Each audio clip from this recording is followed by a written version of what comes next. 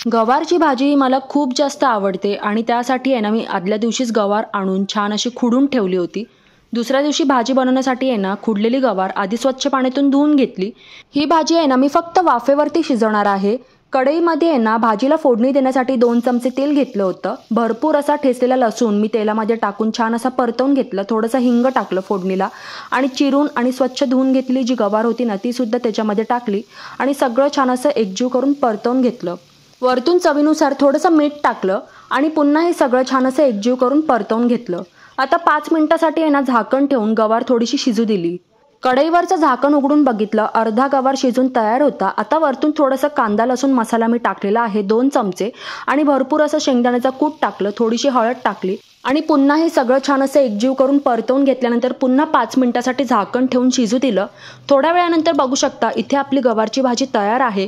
फक्त वाफेवरती शिजवून घेतली होती आणि त्यामुळे खरंच खूप भारी झाली होती अशी भाजी. तुम्ही कशा पद्धतीने गवारची भाजी बनवताना नक्की सांगा. जेवणाचं ताट मी तयार करून घेतलं होतं. आज ताटामध्ये होतं भाजी, चपाती, त्याचबरोबर थोडीशी काकडी. तर या तुम्ही पण जेवायला.